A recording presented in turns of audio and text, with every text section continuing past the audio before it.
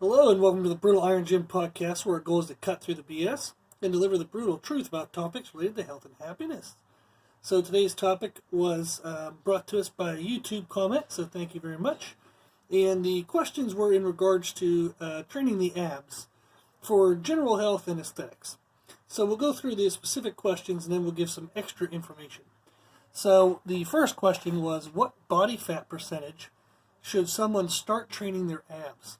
And this was, I'm assuming, in regards to when would you be able to kind of like see your abs. So kind of like think about it, if you're like 30+ % body fat and you have 2 inches of fat on your over top of your abdominal muscles, you're not going to be able to see them. Okay, so should you train them? Oh yes, you definitely should train them, but it's going to be more so for like lower back health, general health, and kind of movement quality.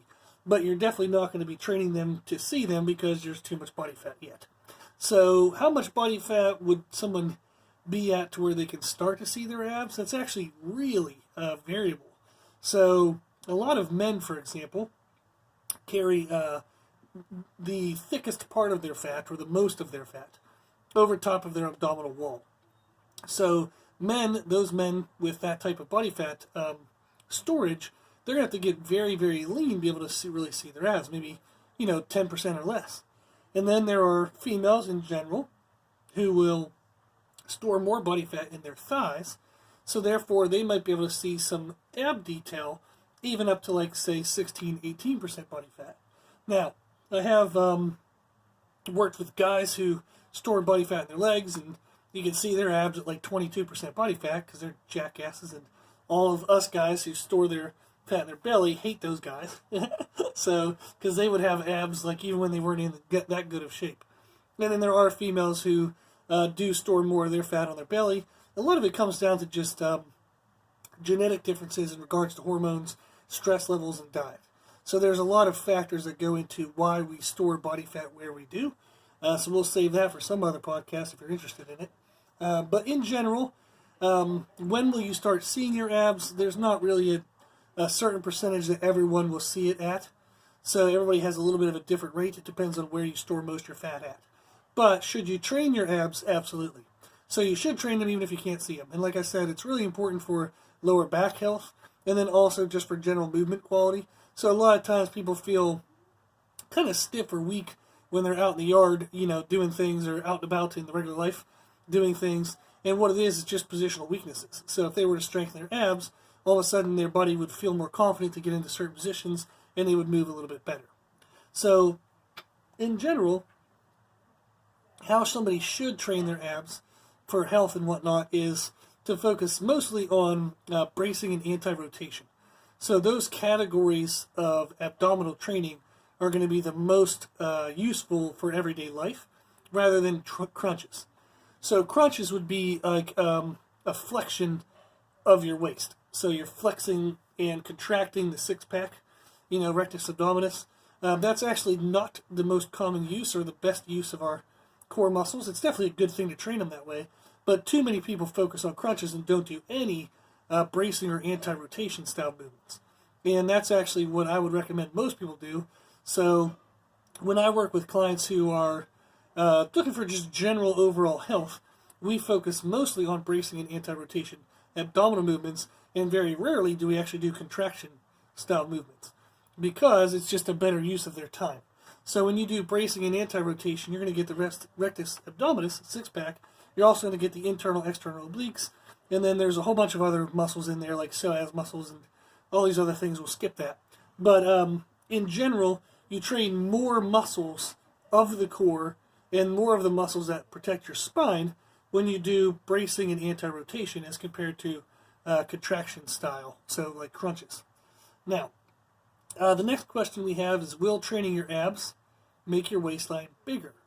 Your abs are just like any other muscle, so if I were to train them super duper heavy and train them, say, 3 times a week, and I ate in excess calories, my abs would have potential to get thicker.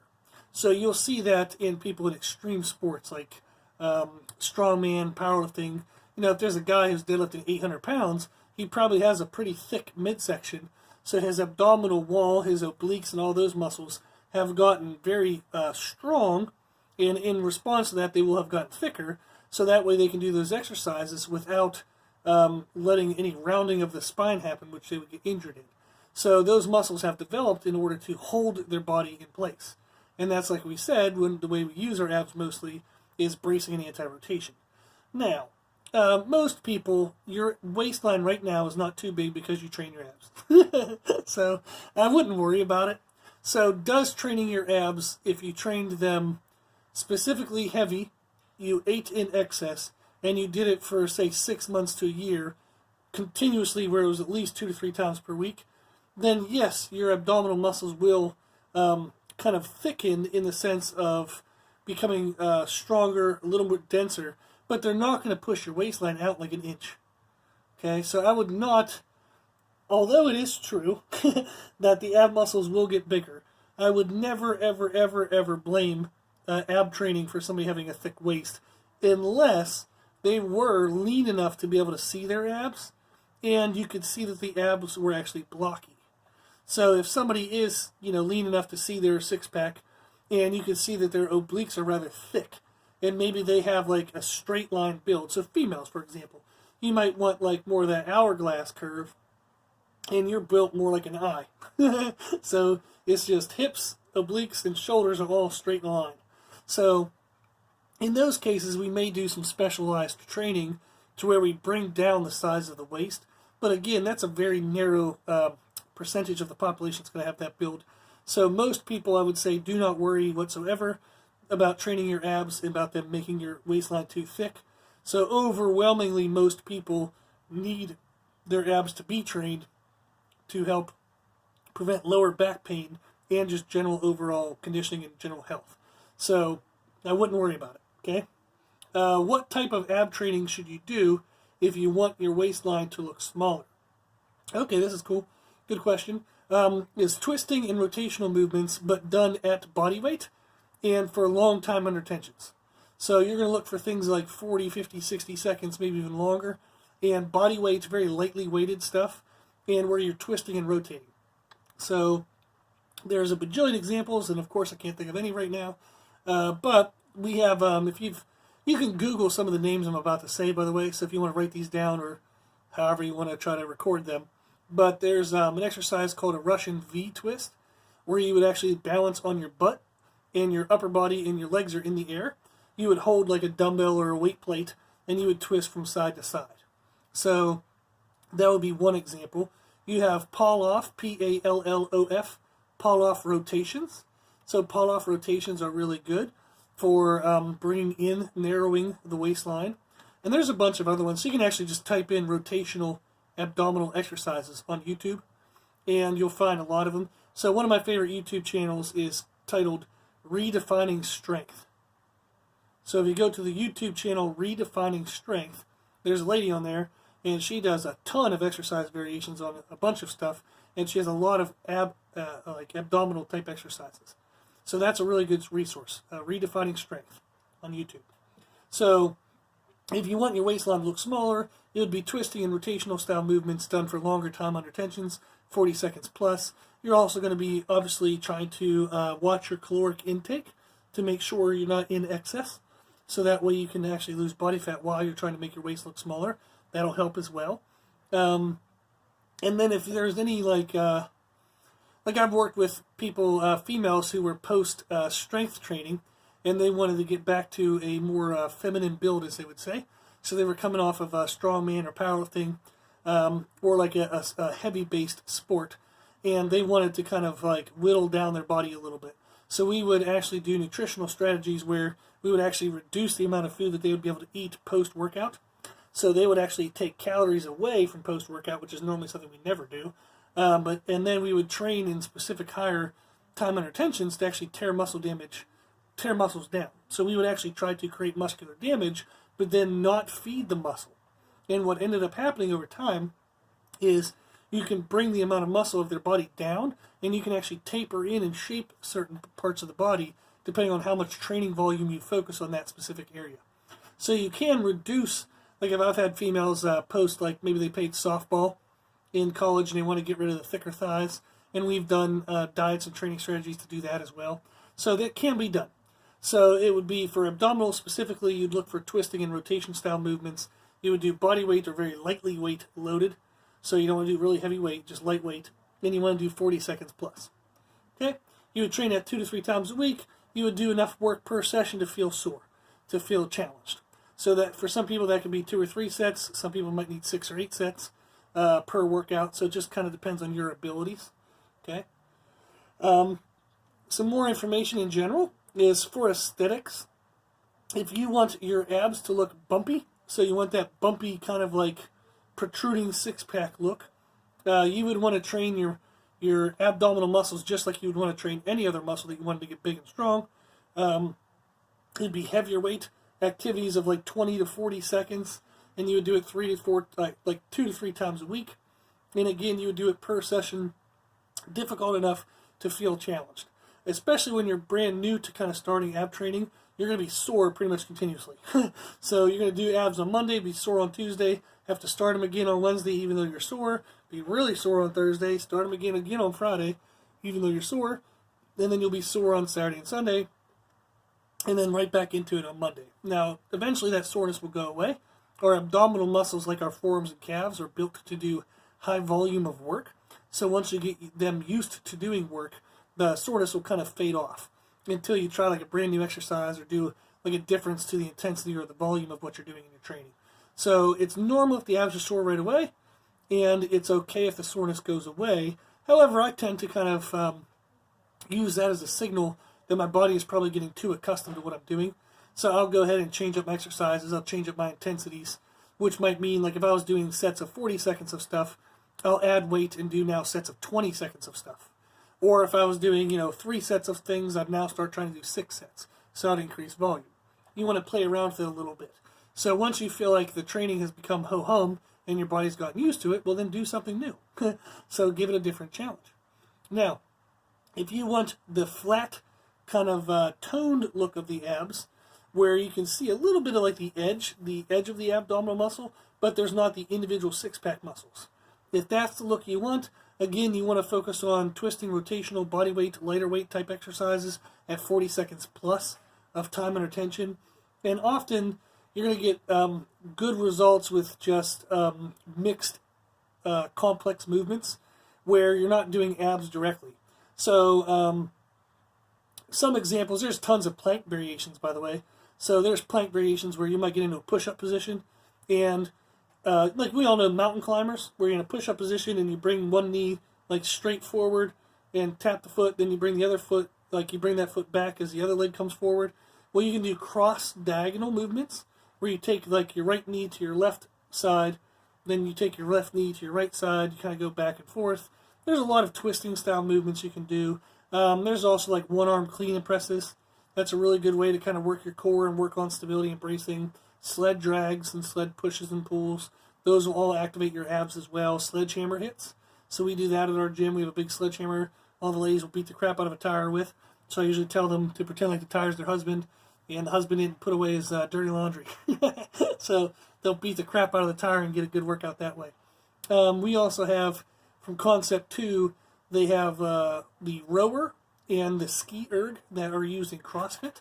And man, that ski erg, if you do that with a mindful abdominal contraction, dadgum, does that tear up your abs pretty well. So we also have a kind of like connector that we made for our rower to where you can put on any handle you want. So we'll put in actually a D-ring handle and do rotational like wood chopper style movements off of our rower, which is a really cool variation. And it'll definitely get your abs kind of burning. So that's a really cool exercise choice as well. So if you want flat toned look, it's doing lighter weight stuff at 40 seconds plus, and also doing just mixed movements where your core is involved in bracing, but it's not directly targeted for heavy weight. Okay? So let's do a couple more tips here for abdominal training. Is less is more. So way too often people pick the stuff they're good at, and they just kind of, they'll do like, oh, I did 30 minutes of abs. Yeah, oh my God. If you did 30 minutes of abs, you did them wrong.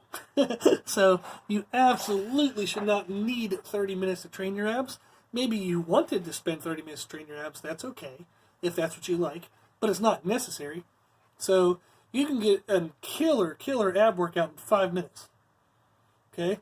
So if anybody's interested, shoot us an email at brutalironGym@gmail.com, and I'll send you some of those samples, workouts. And you can absolutely destroy someone's abs in 5 minutes or less. You can just set a stopwatch to it, and in 5 minutes I'll have you puking if you wanted to. But you do not need to do a lot of abdominal movements. You need to pick 1, 2, or maybe 3 things per session that are very challenging. The key is don't do easy stuff. If you do easy challenges, you get pathetic results. So you have to actually challenge yourself in a hard way. Something that, like, you know, when you get done, you're like, oh my God, I never want to do that again. And then you're going to show up 2 days later and do it anyhow. But too often people overdo abs, and they overdo them because they don't do things hard enough. So less is more when it comes to ab training. Just pick 1 or 2 really horrible, nasty things, do 2 to 3 sets, and be done with it. So just 5 minutes or less. Another tip we have is slow and controlled. So the other mistake people make when they're doing abs is they go a million miles an hour, and they're not paying attention to what their abs are feeling at all. They're just like, oh, I got 20 reps in. Yeah, but that was 4 seconds. So they all look like shit, and you weren't paying attention to what you're doing at all. So you have to go slow enough. So the idea of abdominal training would be just like any other muscle, is you want to challenge and stress that muscle. If you go a million miles an hour, you're just bouncing back and forth from positions, not actually creating a stretch and a flex of contraction of each muscle. So our muscles do have elastic properties to them, so almost like a rubber band, where if you pull a rubber band really fast, it'll want to kind of snap back.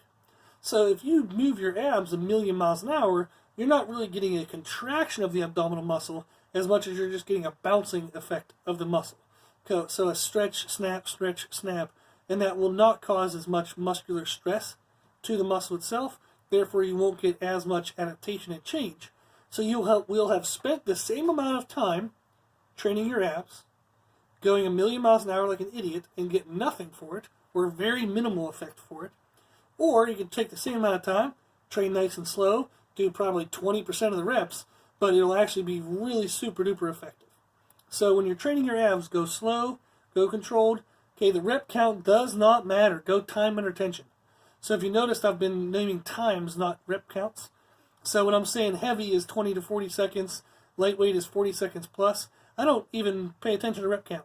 Okay, so you can do some movements with a large range of motion that it might take 10 reps to get 30 seconds. You have other movements with a short range of motion, it might be 20 reps to get 30 seconds. So it's the time under tension that matters, not the rep count.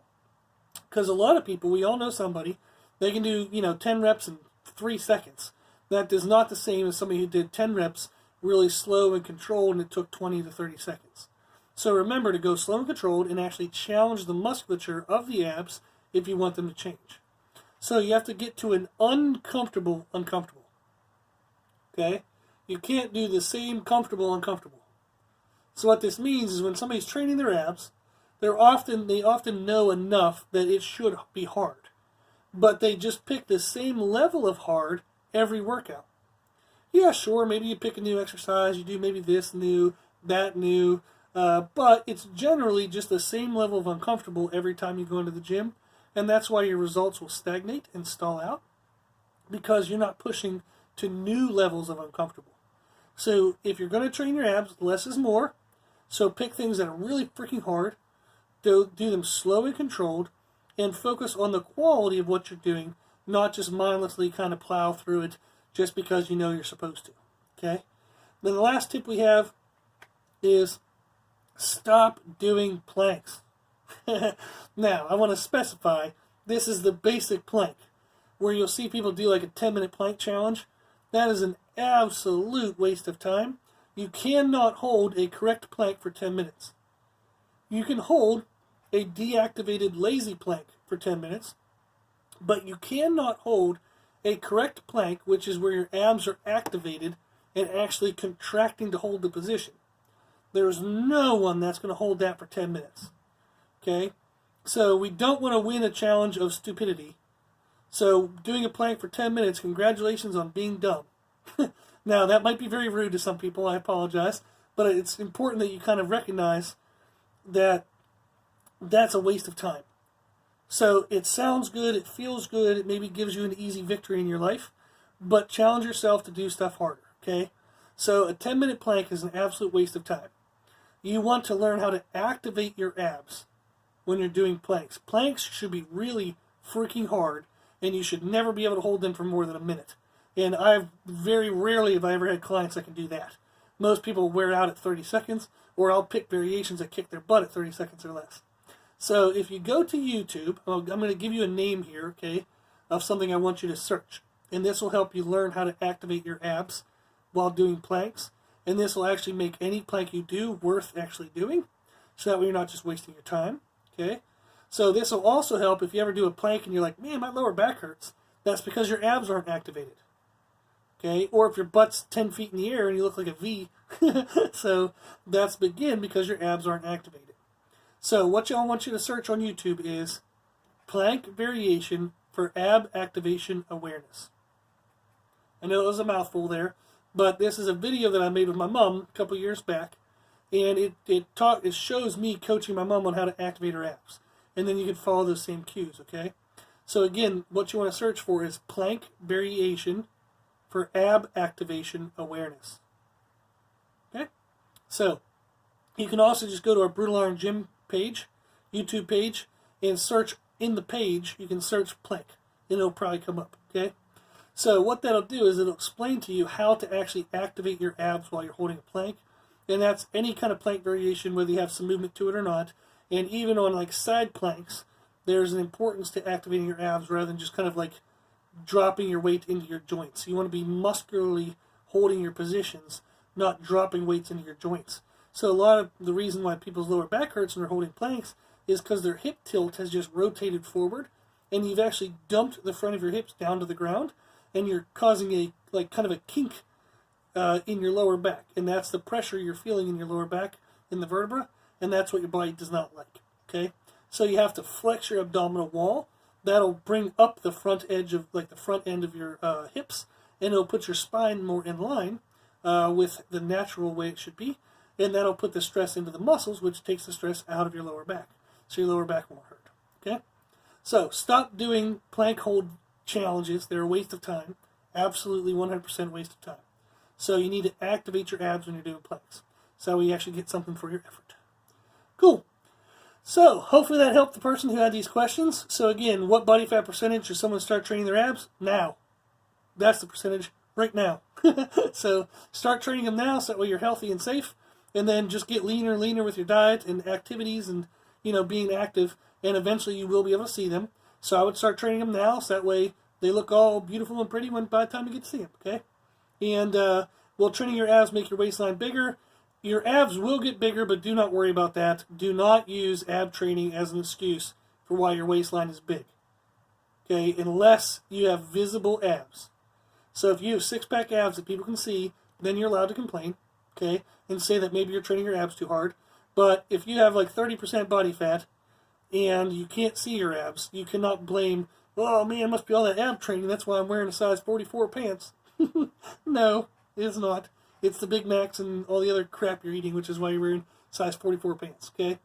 Then what type of ab training should you do if you want your waistline to look smaller? That's twisting and rotational.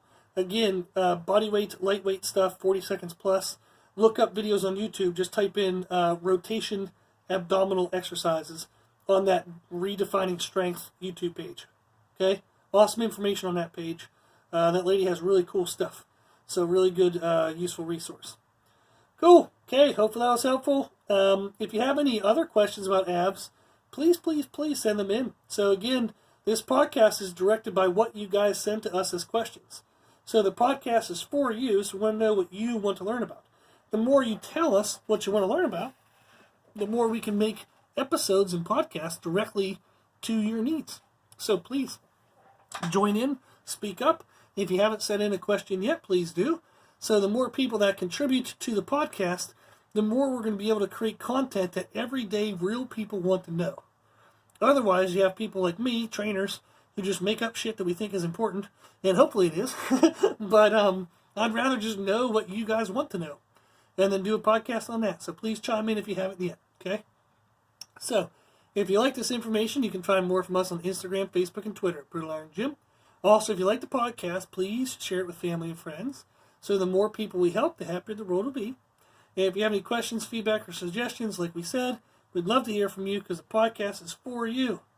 So if you tell us what you want to learn about, it'll be better directed for your needs. And you can reach us at our email, brutalironGym@gmail.com.